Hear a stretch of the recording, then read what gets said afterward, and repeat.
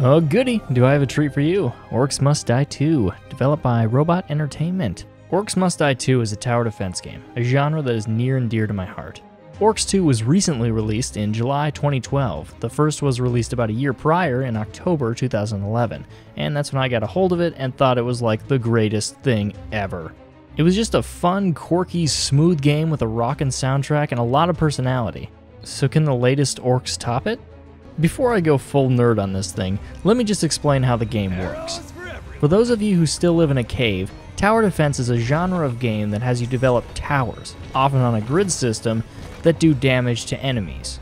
Enemies originate from a set point and travel the most convenient route to their goal using the best of their ability. You do not want them to reach their goal, so you must do everything in your power to devise a devious system to stop the waves of evildoers from reaching their endpoint. If enough mobs reach their goal, you will run out of rift points and forfeit the game. And why are you doing this? Well, it's a continuation of the story from the previous game. The plot picks up right where Orcs 1 left off, but I won't spoil anything for you in case you haven't played it yet.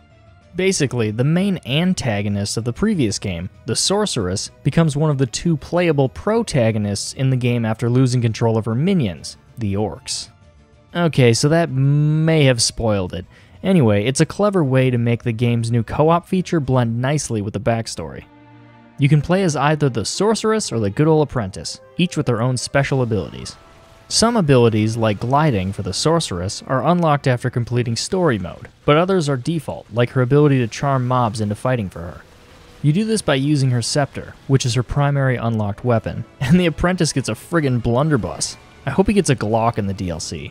You can fight through the dozens of main story levels by yourself or with a friend, and if you both want to be the chick, that's fine. The game holds no grudges against clones. The co-op system is a huge highlight of the game and is a lot of fun. And just a pro tip here, if you're the host, shift tabbing will cause the other player to have no choice but to wait patiently and do nothing or disconnect.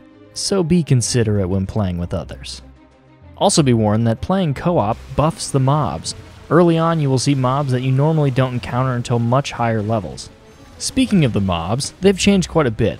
All the old mobs are there, but they all seem to have gotten a little bit of a makeover.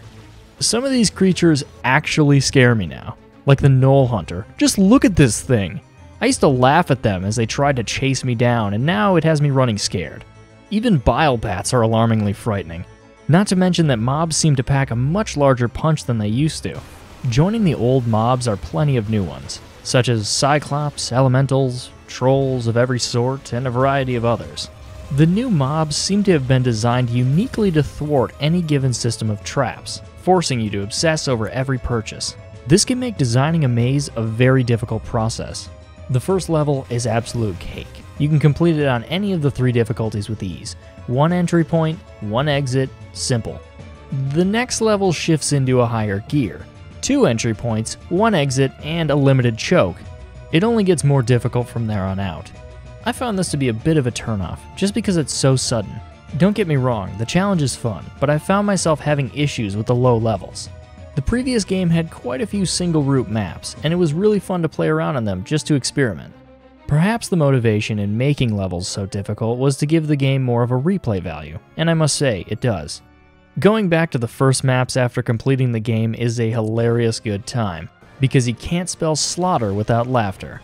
Yet I still think War Mage, i.e. normal difficulty, might prove difficult for new players too soon in the game. Despite all of my complaining, the levels are really easily completed after anticipating specific mobs and designing an effective strategy. If you own the original Orcs, you can get access to Classic Mode, which lets you play 10 of the maps from the previous game. All players have access to Endless Mode, which is great for earning skulls. Wait, skulls? Oh, that's right, you might be new. Skulls are the reward you get for completing levels, almost a type of currency. The amount you get varies depending upon completion time, damage dealt, skull bonus drops you picked up, and many other factors as seen on the stats page. Unlike Skyrim, skulls aren't just for hoarding in your mansion for the fun of it. Really? Just me? Awkward. Moving on. You actually use them to purchase new traps, upgrades, outfits, and other gear. Yes, you heard me right, they completely revamped the upgrade system. It's become pretty complex, especially when you stack it up to the previous game. On Orcs 1, you could spend skulls to upgrade a trap to its more powerful form. Orcs 2 has a system where you can upgrade the trap multiple times, choose a unique action, and even unlock abilities like placing ice traps on ceilings. Options vary trap to trap and weapon to weapon, so I'm not going to explain every little upgrade. Nearly everything has a more powerful form, so after you play through once, you will likely be playing through again with a pretty sick set of weapons and traps. What's got me a little mixed on emotion is the refund skulls thing. You can have skulls refunded to you as many times as you want without suffering a respec fee of any sort. It's awesome because sometimes you really do need to flip-flop your strategy for a single level, but it just makes upgrades feel cheap to me. So this whole upgrade system thing is pretty awesome. You can click around here for a good hour or two and still be finding new stuff. But I do have one final grief about traps. They kind of nerfed them. Unless completely upgraded, their effectiveness seems pale in comparison to the previous Orcs game. Before, you could build an awesome maze, sit back and watch the mayhem. Orcs 2 forces your participation by giving you these weak items. However, Guardians are still OP. Just look at these things destroy! I used to create entire defenses with nothing but spring traps. It was absolutely hilarious. It would fling them hundreds of feet into the air, and now it's just a few tiles at best. This makes the game initially very difficult. Going back to the first set of levels with upgraded traps and trinkets is incredibly easy. I guess the developers have the difficulty on par. I guess I should cool down on the whole "it's too hard" thing. That's what she said. I heard that. Oh, you were there? No, I was talking to you. Okay, anyway. In essence, traps and weapons did get a little weak, but this does get you participating in the game a lot more, making each win feel like you just won a marathon. Orcs 2 brings a lot to the table that the original did not. That's not to say that the first was lesser in any way, because it's not. In fact, I still find myself playing it from time to time. The co-op feature is also very attractive since I have a few friends that also enjoy the game. It's just a good time refunding all of our skulls and upgrading traps we normally wouldn't use just to see what will happen.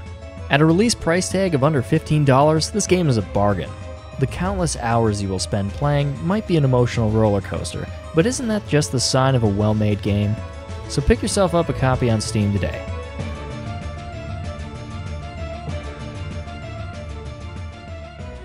I worked pretty hard on these videos, so if you enjoyed it, go ahead and click that like button. If you really loved it, a favorite really helps. Thanks for watching my review, everyone. I'd love to hear your thoughts on the game as well, so drop a comment below. This is Feltus45. Until next time.